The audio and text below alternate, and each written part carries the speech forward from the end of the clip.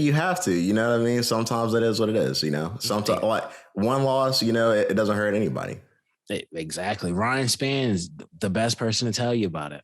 Well, you know, he did take a loss last night. For anybody who watched the fight last night, Anthony Smith has completed a 3-fight win streak with Ryan Spann being the third person. Finished the fight in the first round by TKO. Yeah, it wasn't really the best showing for Ryan Spann. Anthony Smith, you know, got a quick start and pretty much hit him until the fight was over. I mean, that's kind of a general breakdown. But yeah, what did you think about it, Lau and Spence?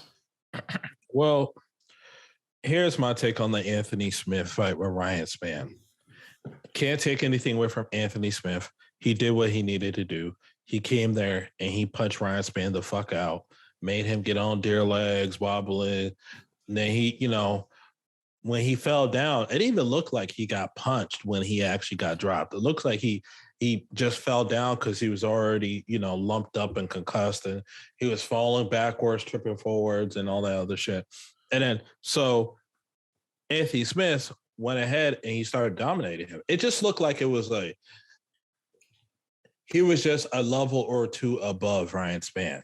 And Ryan Spann was swinging a little wildly, which made him vulnerable. I mean, not vulnerable, made him open to getting countered. And Anthony Smith did a good job popping him with some jabs and some straights. And honestly, I think the biggest thing about the fight was the post-fight with Anthony Smith and Ryan Spann getting into it a little bit. But what I will say is it's either Ryan Spann, he just has to get up and try again after taking a beating, or this is going to be his ceiling. And I wasn't trying to rhyme. Real quick before you get your word in, Spence, one thing I noticed while I was watching the fight was that Ryan Spann and Anthony Smith did get into like a little bit of a ground exchange, and I was thinking maybe he might have got tired out, and that's why he was like kind of hittable towards, you know, the TKO. And that's really all I can say. And maybe, you know, just being in the main event spot with that going.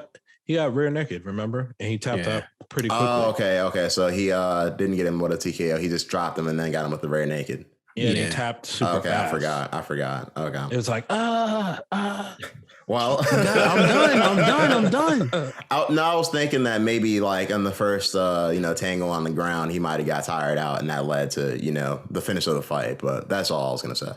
I don't really think them having any type of groundwork in the beginning really had that much of an impact, because it was still the first round of the fight. Now, if he blew his load in just the first round, then it shows also why he's not a top 10 fighter yet, because he was ranked number 11 going into this fight, and hopefully he would have made it into the top 10.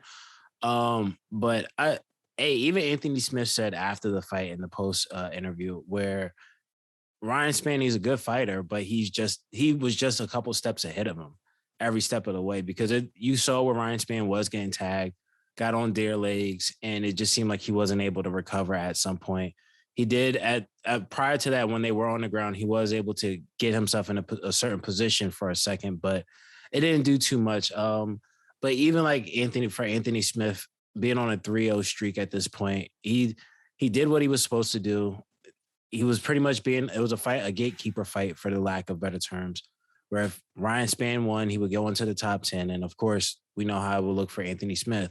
But it's a good fight. He won. He did what he's supposed to do. He protected the garden, for lack of better terms. And hopefully now I think he's looking at trying to get a top 5 fight now. So, which I think hopefully it would, being on a 3-0 streak, I think that might be the best. Hopefully that should be put him in a better direction, because I'm quite sure he wants to go for the belt again at some point. Yeah, I think he's one win away from getting a next shot at the belt. I've seen that already.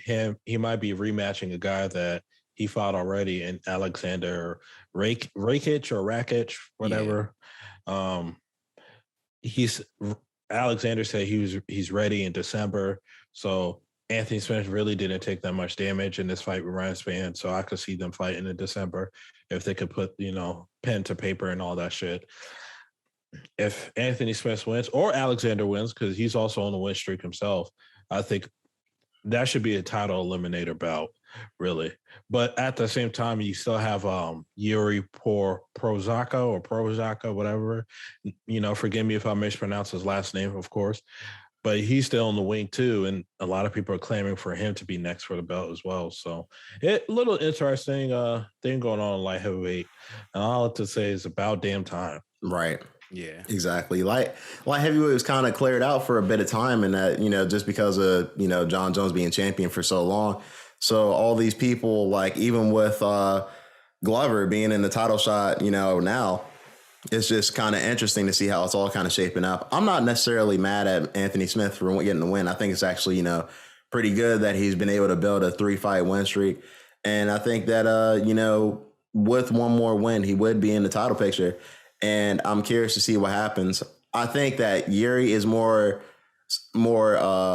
deserving of a title shot at the moment, only because of like the type of wins he's been getting. And I think that it would be more interesting to see him in the title picture right now, just because, I would be curious to see him versus Jan. Man,